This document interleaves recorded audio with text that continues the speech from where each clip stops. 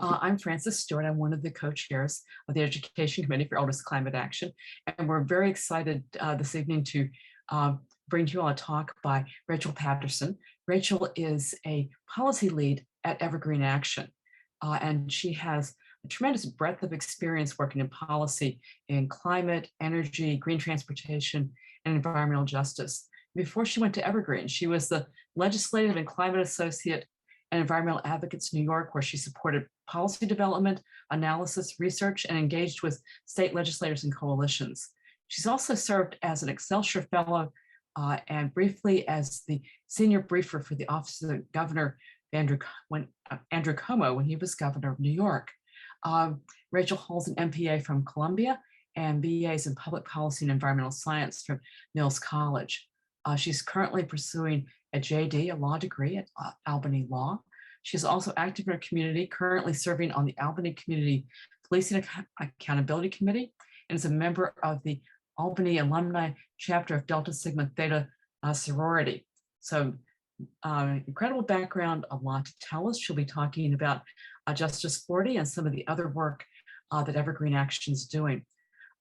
She'll be with us till 8 o'clock. I'm sorry, 7 o'clock our time, and depends on where you are. But we have added to that a little extra for you tonight. We're going to have someone from Climate Action Now with the CAN app, which many of you all know have been using. Some of you all might want to get started with. And for about 10 minutes at the end of this, Matthew from Climate Action Now is going to be helping us with the app, and we'll have various actions related to environmental justice. So we hope that many of you all will stay on for that. So let's let Rachel get started. Thank you so much. Thank you for that lovely introduction. Rachel Patterson. I work at Evergreen Action Now. I've been there about a year, and just a little background on Evergreen. We are a very small federal policy shop. We're focused on really bringing results for communities and helping transition to this all of government approach to tackling the climate crisis. The Evergreen network really came out of the Jay Inslee presidential campaign. And as many of you probably know, he was the first person to really run a presidential campaign all out focused on addressing the climate crisis. So we were able to really pivot and provide a lot of those suggestions to the Biden administration so that we can focus on some strong executive actions to really get us where we need to be for reducing emissions and protecting our communities. So today my focus is on Justice40 mostly. So I have a little presentation that I will be walking y'all through, and then I believe we'll be doing some Q&A at the end. So just a second here. I am a millennial, but I struggle with technology. So, okay, here we are.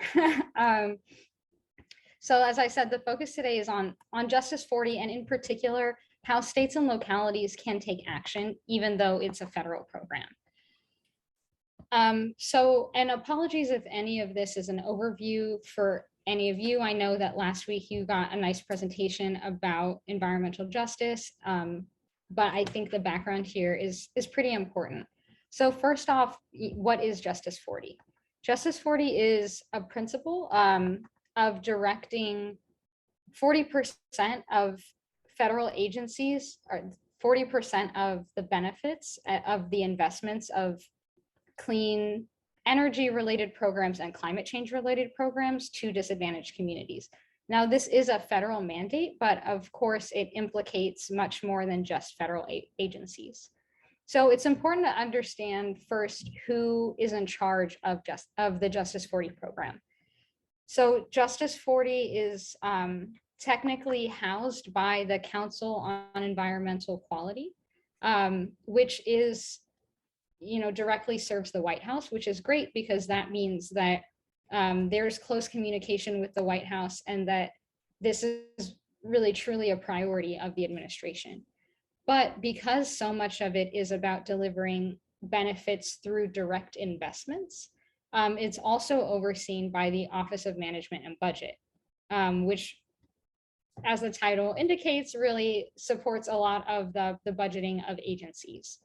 And there are a number of agencies that are implicated because they either have clean energy related programs or climate change related programs. So what are these programs that are related to Justice 40? So some of them are relatively obvious. EPA's programs around transportation or things that directly emit pollution into the air. There's a list of programs that the Biden administration came out with that agencies will have to comply with as far as Justice 40. And some of them might surprise you. Some of them are things, for example, like clean water programs or updating, sewage systems and things like that. So there are a number of programs that could relate to climate and clean energy. And I'd encourage you to check out the White House recently put together a whole website on environmental justice and Justice 40. And there you can find information about which of the programs are expressly decided as covered programs. However, this is, of course, the first time the federal government is making this kind of commitment. So it's very new. And as all new things, there are some hiccups to work out, some challenges. One of the challenges from my perspective of this program is that outside of the list of programs that the Biden administration has said must be Justice 40 covered, agencies will have a lot of discretion to decide whether or not the programs and the policies that they have relate to Justice 40. So it's up to people like us to pay close attention to what agencies have decided and whether or not we think that agencies should be stepping up to devote more of these funds and more of their programming efforts to serving disadvantaged communities. The other really important piece to talk through here is who are disadvantaged communities. And this is a relatively contentious definition because there are some states and agencies who already have defined disadvantaged communities. But generally, the sentiment is that they are communities who are both overburdened by pollution and also who have been historically marginalized in some manner. So that might be low income, that might be low educational attainment, that might be because of race or immigration status, etc. And it may be one of those factors or a variety of factors. And the Council on Environmental Quality is actively thinking through right now, who are disadvantaged communities and where are they? Because those two questions are critical for understanding how to deliver these benefits to those communities. And then I also find it very important to talk about where Justice 40 came from, because it came from frontline activists in states like New York and California who were tired of not receiving the investments. And it's really important to understand that the intention behind the 40% program is really just that these communities have been left behind, and they've been left behind already, underinvested in, marginalized, etc. And without specific and intentional investment from the federal government, they will continue to be left behind in this transition to a clean energy economy. As we all know, transitioning away from fossil fuels is very expensive. It requires a lot of infrastructure and it requires a lot of input from community. And so without this intentional investment, these communities who are already overburdened will continue to be the sites of pollution.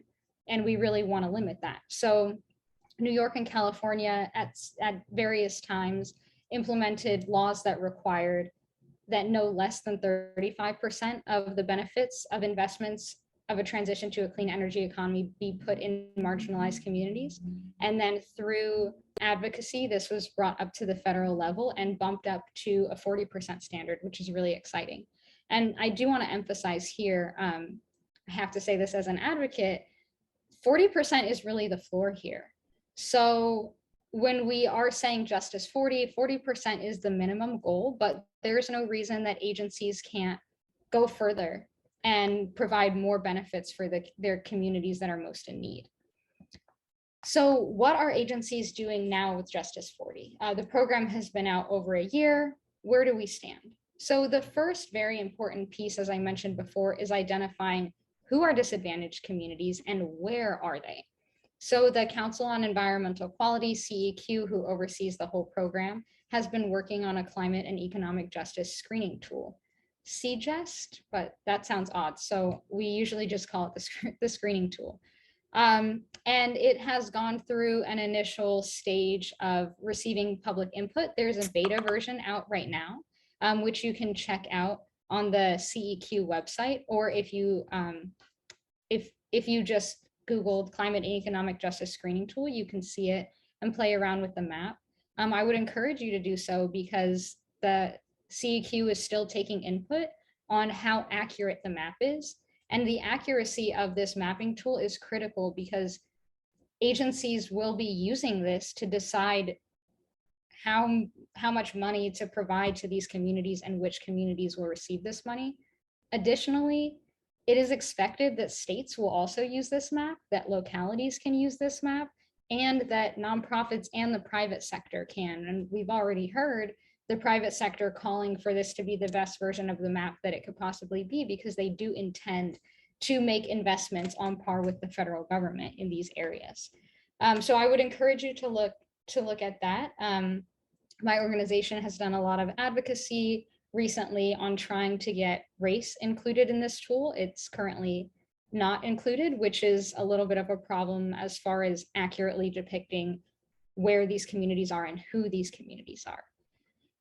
So that's ongoing, and we expect to see a final version of the tool sometime this year so that agencies can really hit the ground running with the rest of this funding coming out of the Infrastructure Investment and Jobs Act. Which brings me to the second major area where agencies are taking action in relation to Justice40.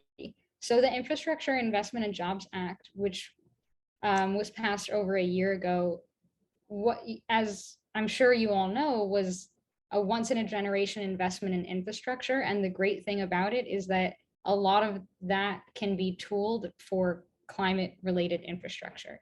So there's billions of dollars that states and local governments will be able to use to directly reduce pollution and provide that new critical infrastructure we need to transition to a clean energy economy. And there are several agencies that are implicated under IIJA, specifically with relation to Justice40.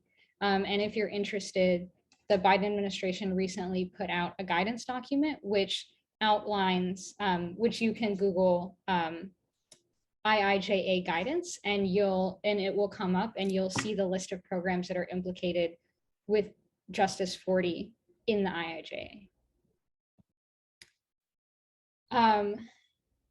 Which brings me to tracking these investments, because just saying that there's money out there isn't enough. The hardest part here is really making sure that it gets to communities and to the right communities. So the three agencies that will really have a hand in getting these clean energy investments and getting these Justice40 related benefits to communities out of the Infrastructure Investment and Jobs Act are going to be the Department of Energy, the EPA, and the Department of Transportation. Now, this is really important to understand because even though there are billions of dollars in the IIJA, 90% of the funds are actually going to be authorized from the federal government and given directly to states. This is important because states do not have to follow Justice40. Justice40 is a federal mandate. And so we run into a problem here if states choose not to adopt the Justice40 platform. So we as advocates and as concerned community members need to make sure that when our states grab those dollars, that they are being invested in the right ways.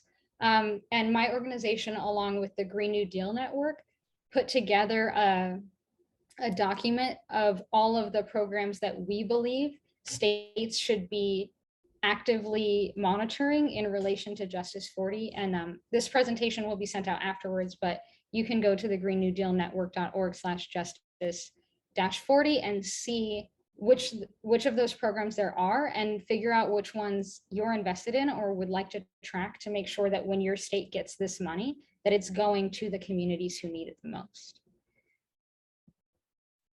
But beyond the Infrastructure Investment and Jobs Act, there is still a lot that can be done around Justice 40. So as I mentioned, the definition of Justice 40 is to get benefits from investments into marginalized communities. But there are a lot of benefits that can be considered outside of simply investing dollars. For example, this mapping tool that CAQ has created can be used to assess cumulative impacts. And so that is how impacted a community, how burdened a community currently is by air pollution or toxics within that community. And this is critical because not only do we want to bring in clean energy, better infrastructure, we also want to stop the harm that is currently going on in communities and not prolong any of it.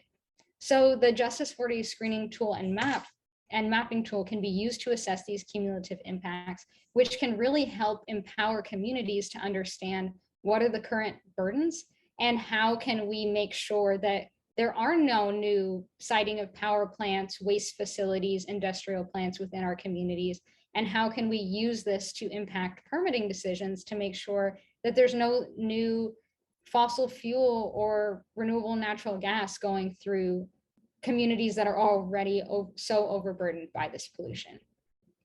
And states and local governments can also use the same map to make those assessments, even outside of federal programming. And personally, what I think is the most important is how you can advance Justice 40 in your own community. So as I mentioned, Justice 40 is a federal program, but it won't work if it won't work as effectively if states and localities don't adopt it. So we already have New York, California that have really pioneered the Justice 40 concept. But in the last 2 years, Delaware and South Carolina have adopted Justice 40 as well in statute. So now they are also legally bound to spend 40% of the money of climate change and clean energy related programs in disadvantaged communities. This is really exciting. This is what we want to see happen because we need to make that connection between federal programs and state investments. And local governments can also adopt Justice 40. I live in New York State, and there are several municipalities across the state that have adopted Justice 40. And it might seem small, but it really does have a big impact when you don't have to fight for a particular community to receive a benefit. And you just know that if they apply for a program, that they will receive funding. And so if you're at all interested in finding out how you can encourage your state or locality to adopt the Justice 40 framework, please reach out to me. I'll have my contact information at the end of the slide, but we would really like to galvanize some more support for local adoption. And then I'd like to also spend a little bit of time talking about how Justice 40 might relate to broader campaigns that currently exist. So at Evergreen Action, one of our big pillars is that we're actively focused on is clean power. So not only the generation of clean power, but how clean power gets to communities. And right now the EPA has about a dozen public health rules that are specifically designed to target emissions in communities and reduce them. And there is this whole suite of rules which this graphic depicts for mercury, for soot, for coal ash, ozone, etc. And we would like EPA to move on all of these rules because environmental justice communities, these overburdened communities that are implicated by Justice 40, are the most heavily impacted by air quality issues, and they have been calling for the EPA to move faster here.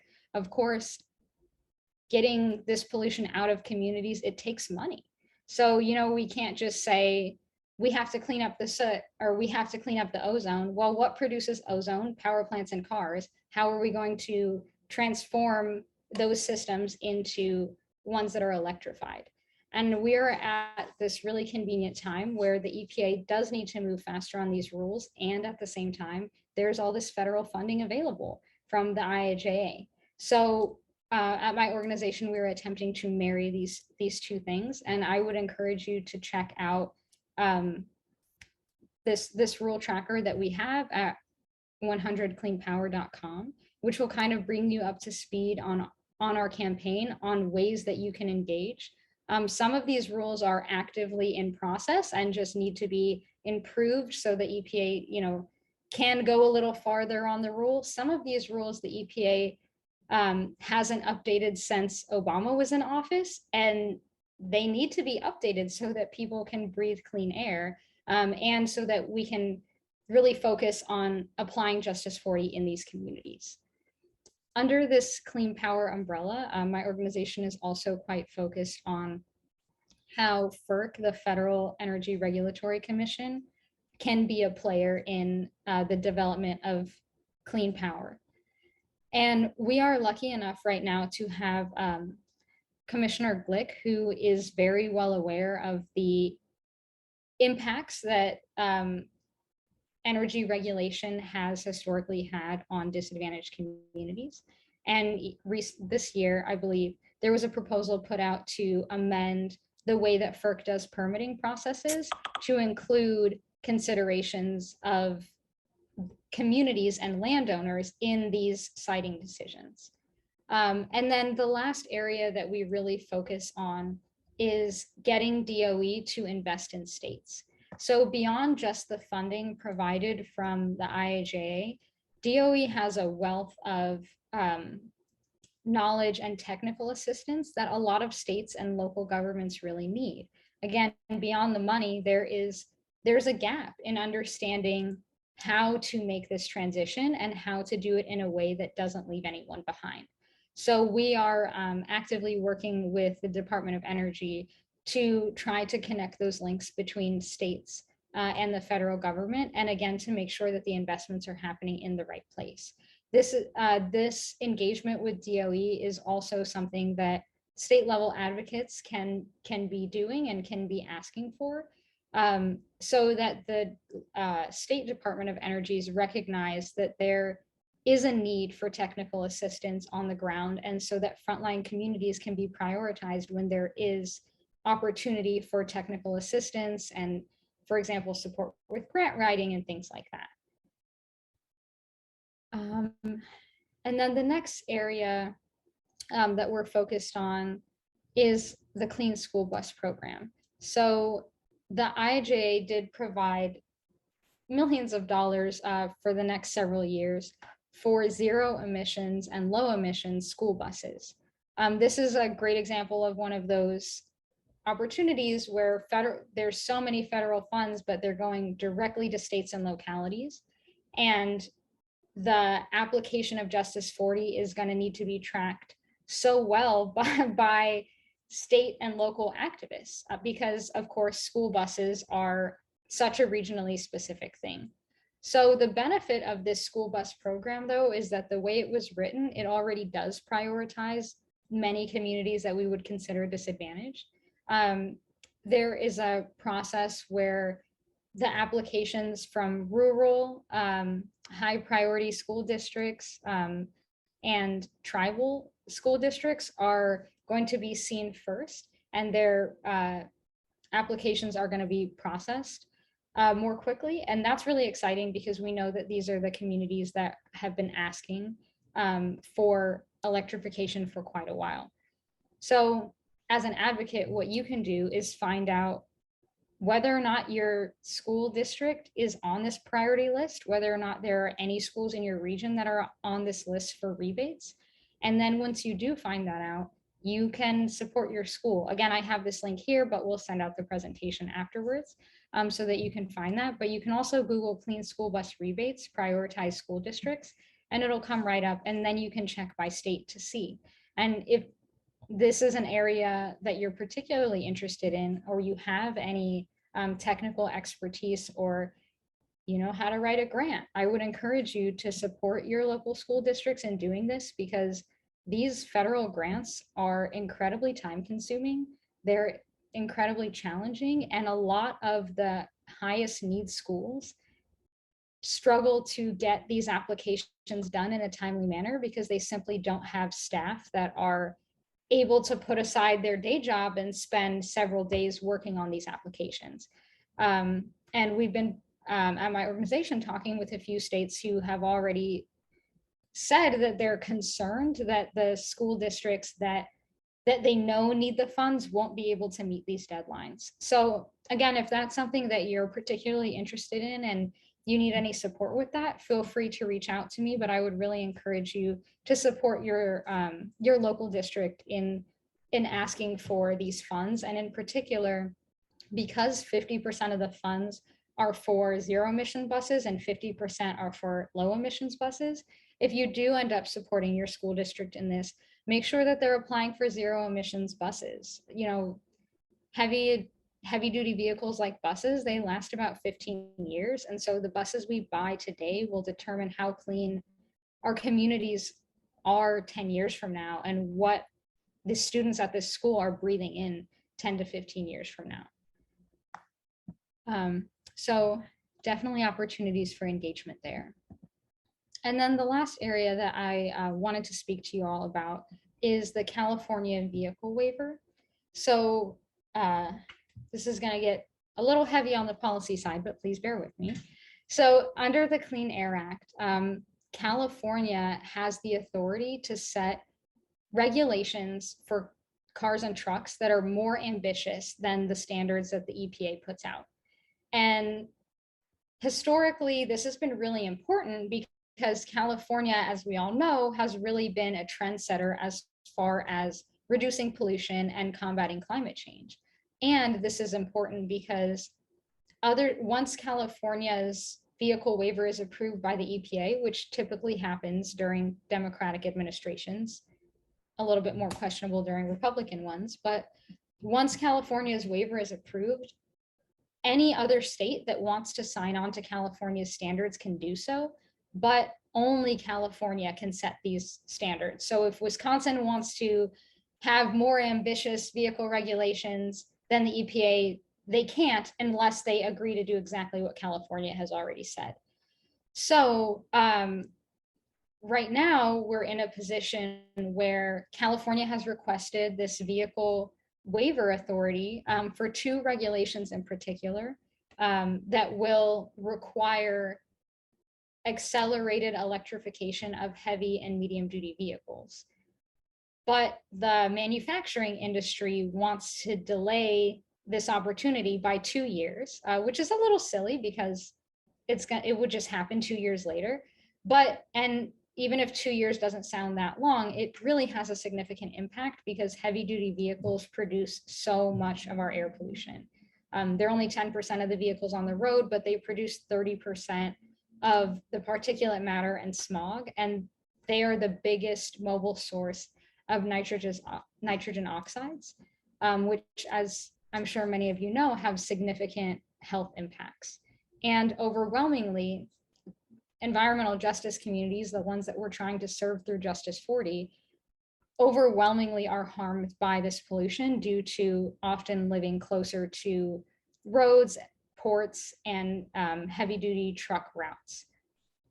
So denying this, the fact that this waiver is in peril is very concerning from a justice perspective, and it's also very concerning from a climate perspective, because since California has been the leader here, they're not the only one who stands to lose from this waiver being denied. Right now, 5 other states are signed on to California's advanced clean trucks rule, and 6 states total might not sound like a big deal, but that makes up 20% of the heavy duty truck market, which means it can really have a significant impact in encouraging manufacturers to transition to clean vehicles, which is really what we need to see, because vehicle emissions are the largest emissions producing sector in the United States. So again, as advocates, what we can do is make sure that our states are signed on to California's Advanced Clean Trucks rule, and that we make sure that our states are signed on to as many standards that will advance electrification of heavy and medium duty vehicles as possible. Back in 2020, 14 or 15 states and the District of Columbia signed on to this memorandum of understanding to adopt medium and heavy duty vehicle emissions at a greater pace than was suggested by the EPA. This MOU is closed, but there's no reason that additional states can't also make this commitment. And even making these commitments at a state or local level is very important to signal, again, to these manufacturing industries who want to slow down the advancement of electrification. It's really critical to signal to them that, no, we do want to move faster. We want our cities and our states to be clean now. We don't need to wait another 2 years, 4 years, or 10 years for any of this to happen. And I will have a blog post going out about this tomorrow that can tell you how to take action on this. The EPA is contemplating it now, and the comment period is ending next week. So we'd love to see some folks taking action here.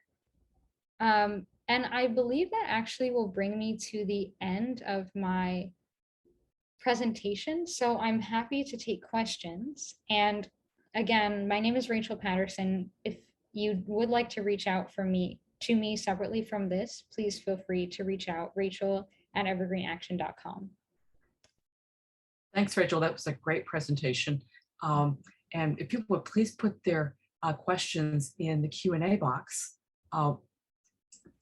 One question here, is there any concern that the recent Supreme Court decision in West Virginia versus EPA will impact the implementation of Justice 40? That's such a great and timely question. And the short answer to this is no. But this does give me an opportunity to explain a little bit about the impact of that decision. So essentially the EPA, the West Virginia EPA decision, although it was somewhat of a blow to the EPA's ability to regulate greenhouse gases through power plants, that decision really does not have that much of an implication beyond power plants specifically, which is great. It makes it harder for the EPA to move as fast as we would have wanted, but there's no indication that any other sectors will be harmed, because that was such a specific ruling based on a specific program that actually never came into existence in the first place. Great. So I know a lot of people have been anxious about that. So it's good to have more clarity. Another question, which states have signed on to the California Clean Truck Rule? Oh, that's such a great question. And off the top of my head, I won't get them all right. But I know New York, New Jersey, and I believe Washington and Oregon have. And I might be missing another state, but the typical coastal states, you might imagine, we definitely need more states in the middle to sign on. Great. So if you would please put your questions in the Q&A box.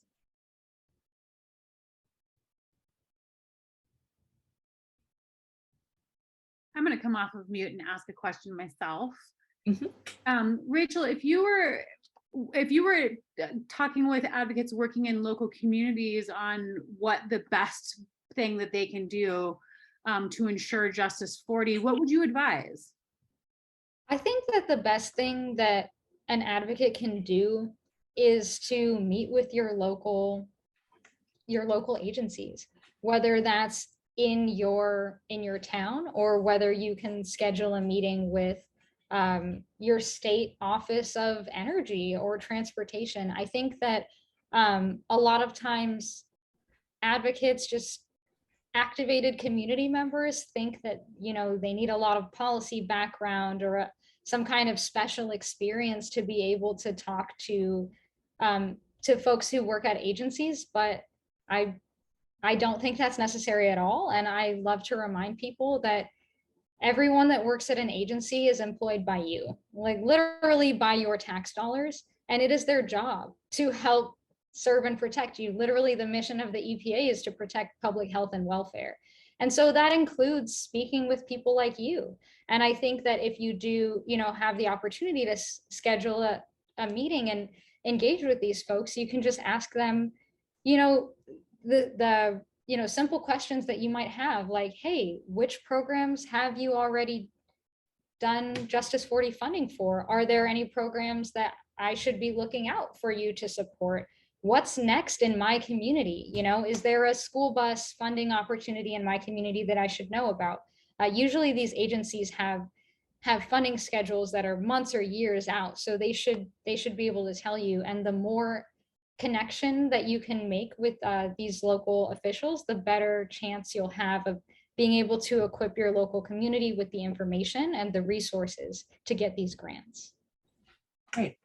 So you mentioned that a lot of the things that happen tend to happen in coastal states, and we really need more in the middle. Unfortunately, we have active chapters in the middle, like in Indiana. So if you were working in Indiana and wanted to do advocacy for EJ communities, how would you start? What would you do? Yeah, I think not knowing Indiana, I think that what I would first do would be to see if there are any environmental justice or frontline groups that are already active in the state. And so, for example, I'm sure there's a lot of hyper local groups, but there's also national platforms like climate justice networks and things like that. And I think starting there is an important foundation, because a lot of these communities have been asking for the same thing for a long time and already have plans for what they would like to do with the money. So I think that would be a good start. And once you connect with those communities, then doing that next step of going to the agencies and saying, hey, is this the best plan for how to spend the money? Because my community is actually saying this. And so I think it's continuing to have that conversation with folks on the ground, and then trying to do your best to make that connection between the folks on the ground and those that work in the agencies and actually get to decide who gets the money and when. And what someone mentioned, one of the groups that they've been working with is the Midwest Builders Decarbonization Coalition, and also other related groups. But the question we've got is, what is the Justice 40 Playbook? And I would love to know what this person means by a playbook. That's a really good question. So maybe if you've ever asked that, could put something in the Q&A about a little bit more about what they're thinking.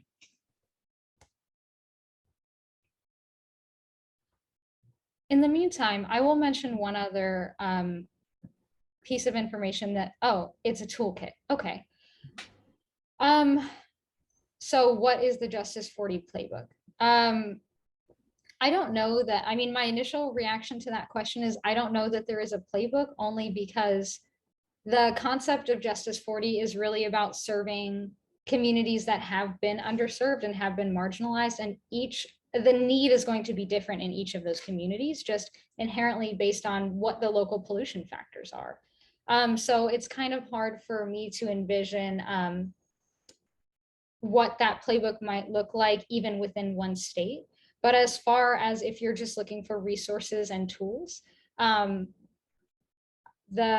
Biden administration has put out quite a lot of guidance for agencies and also for localities. So that's a good place to start.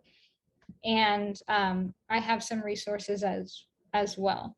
Oh, okay. It sounds like it was mentioned in another presentation.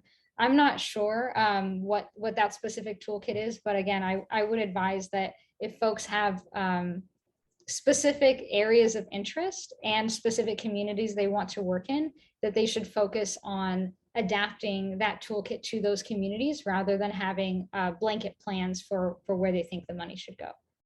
Okay. So there's so we've got a link in the chat and in the Q&A, both the same link that should take you to the playbook that organization was referring to. That's great. And we have seen a lot of these popping up, but it seems like Emerald Cities, for example, is relatively regionally specific. I did want to mention one more kind of food for thought piece regarding Justice40, which is a little bit sad, but also just the reality that because Justice40 was authorized through an executive order, there is no guarantee that it will last beyond this administration. We are doing everything we can, as federal advocates to ensure that agencies really enshrine the values of Justice40 so that it will be harder to undo after this administration. But as we all know, there is a high chance that the powers will turn over. And so again, that's all of the reason why it's so much more emphasis really should be put on what states and localities can do, because once you codify Justice40 where you live, you will secure that money for your communities. And then the other point there, of course, the issue with it being an executive order is we only have these 2 years left. So now is the time to act. Now is the time to educate your communities, particularly when we have these billions of dollars coming down, because Justice40 is exciting, but without investment and dollars, it's a lot less exciting. So again, just a plug for really digging into your community and your state. Rachel, do you know, is there a timeline for when the infrastructure funds have to be spent? Do they have to be spent within the 2-year timeline? No, not at all. That's actually the really great part about the way that that bill was written, is the majority of those funds are annual deployments over the next 5 to 10 years. That's right. Which is awesome, because that also gives communities a new opportunity every year for the next 5 to 10 years to try to get some of this money.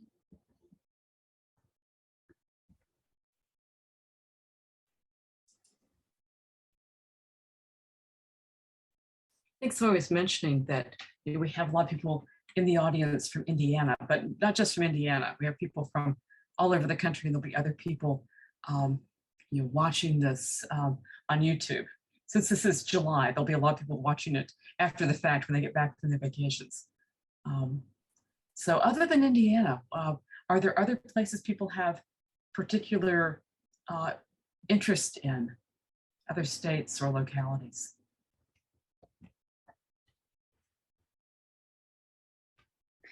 And I wonder too, Rachel, do you have any examples of Justice40 related work being done in community? Like what types of projects are being funded through this money?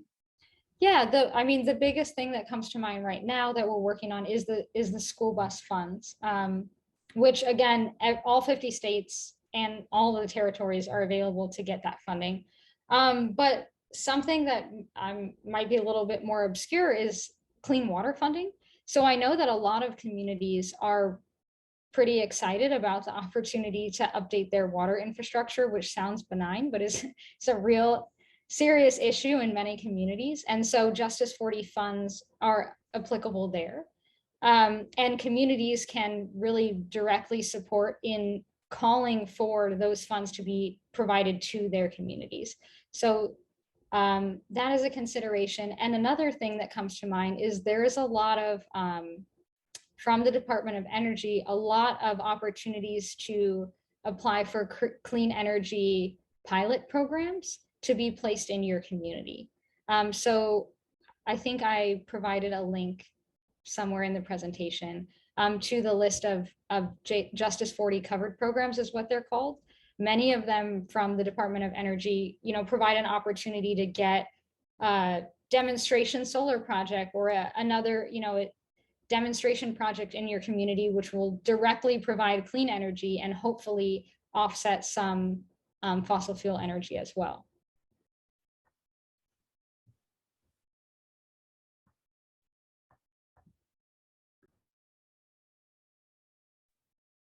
Wonderful. Those all sound like really great opportunities. So another question, is there money for providing energy efficiency for buildings or other homes in underserved neighborhoods? There is some of that funding. So HUD, which handles, federal housing, they are required to engage in some of the programs around Justice 40. So, and there is separately, there is a Weatherization Assistance program that the funding for that got doubled under the IIJA. And so a lot of that can be used in the guise of Justice 40.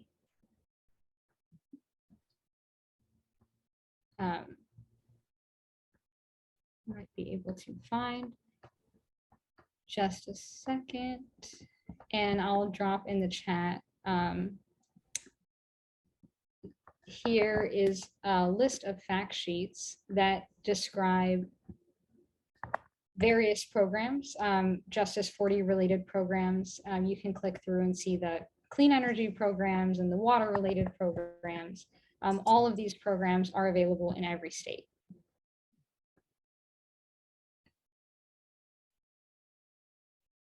Now, you mentioned that some states have definitions of what underserved communities or disadvantaged communities are.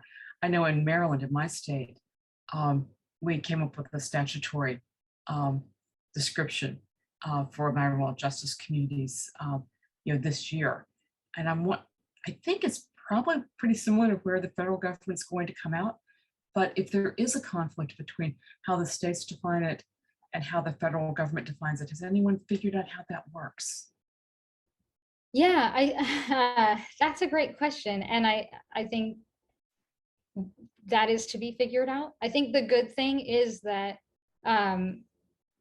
Justice 40, the definition really does only apply to federal funds. So once states get their hands on the funds, they can dole out Justice 40 funding in a way that makes most sense for their community. But I will say that's an active area to stay apprised of, because if your state's definition is subpar in comparison to the one that CEQ has, you'll of course want to be aware of that.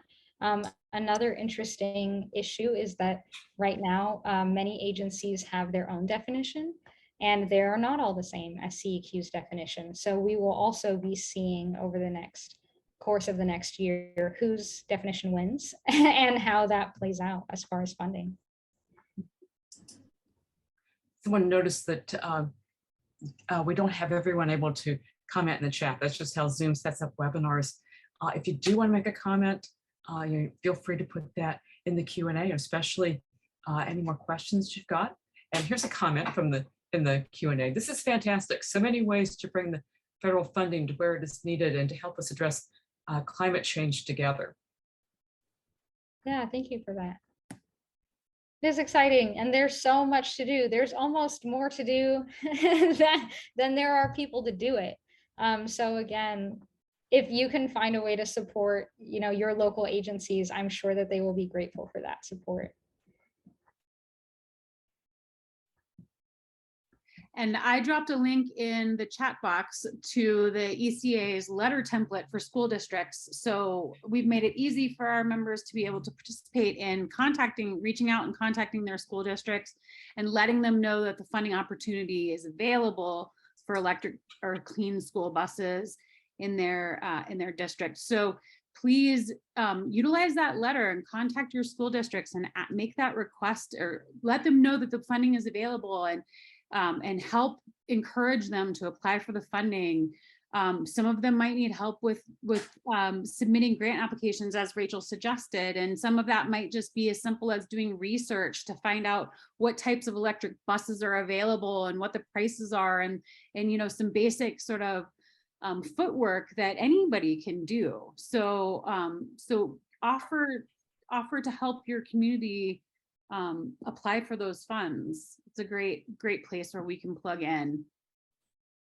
Absolutely. And go ahead. No, I was just going to say, I think, as I mentioned before, I think that there is this notion that you have to have some certain skill level, but the reality is that climate activism really came out of people, just frontline communities, not necessarily with extensive backgrounds or degrees, just recognizing, hey, we need cleaner air, and so I think we can really take a lot of the policy and the challenge out of it, and there is so much that can be done, to your point, to support these local school districts and agencies. And I was just going to say, Rachel, I don't know if you want to mention anything on the 100percentcleanpower.com site that you put in the, or that you gave us earlier and I put in the chat box. There is a FERC action, a comments to FERC action. Do you want to maybe talk about that action a little bit? Encourage people to get on there and take that action? Sure thing. So yeah, it would be great if you could go to that site and take that action specifically, but also just know that that website is going to be a good source, an ongoing source for things that you can do to take action. But yeah, right now, FERC, the Federal Regulatory Commission, is going through a process of updating their transmission siting. They're including some new considerations, as I mentioned, such as the need to consider landowners and environmental justice communities. And although interconnection is not necessarily the sexiest topic, or transmission siting isn't, FERC has a huge impact on where energy is sited and how long we will have it, and also what kind of energy.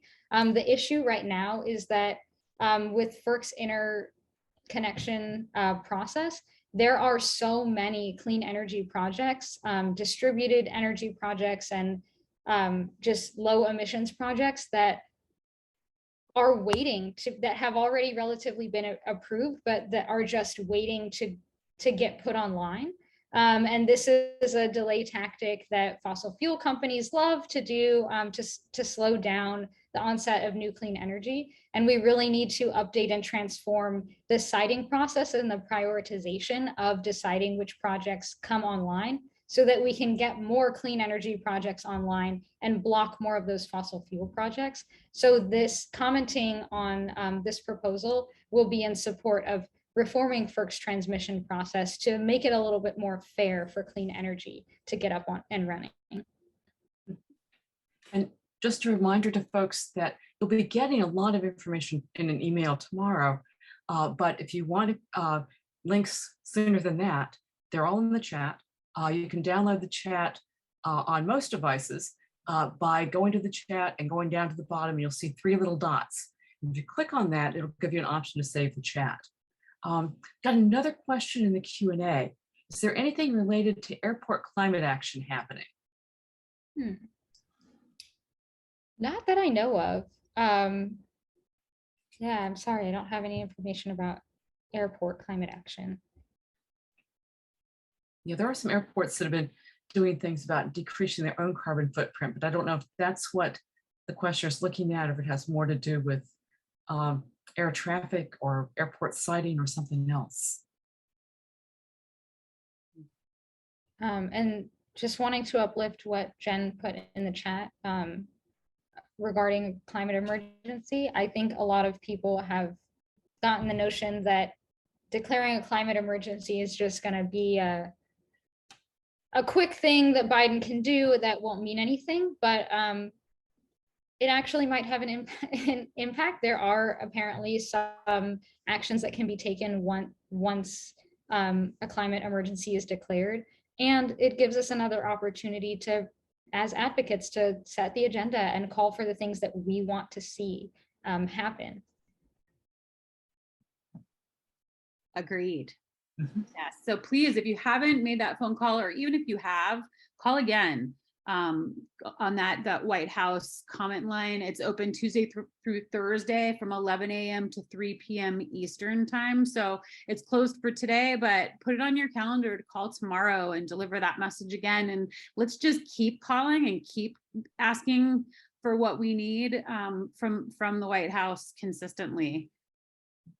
And don't forget to call your governor and your city council members and everybody else on the list too, and just ask them at the same time for what we need. And make sure that they're allocating Justice40 funds. Yeah, there are lots of ways to take action. You'll see some great links in the chat for that. You get action bulletins from ECA and actions in the newsletter every month.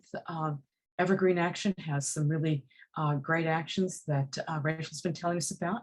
And soon we're going to be switching over to work a little bit with the CAN app for anyone who, the Climate Action Now app for anyone who wants to stay on for that. If you're not familiar with that, that's an app for iPhone and iPad and for Android devices to make it easy to call or email your governor or the president, your senator, various other government officials, your corporate officials, and to learn about various things related to the climate and the environment, and how you can take action in your own life. And easy app to use, but never hurts to have an expert guide. So Matthew Volrath from Climate Action Now is here with us. And soon we'll be switching over to that, but wanted to give Rachel an opportunity for any last words she'd like to leave us with. I don't think I have anything else. Just again, thank you for the opportunity to speak to all of you. And if you have any questions or want to connect further, please feel free to reach out to me. And we'll make sure that we send contact information and all of the links that Rachel has shared today in the follow-up email tomorrow. I also just want to make sure I put the plug out there for our next national call, which is next month. It will be on the 23rd of August, I believe.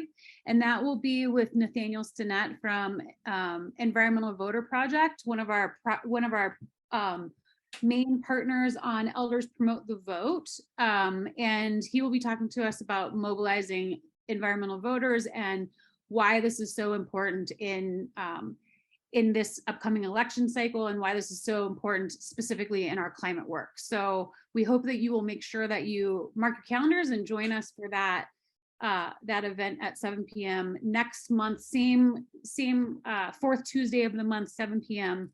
And we will make sure that you get those announcements via email. Yeah. And Rachel, thank you so much. It's been a great presentation, and we're looking forward to working more with you and working more with Evergreen Action. And there's a lot for us to do together. Thank you. Thank you so much, Rachel.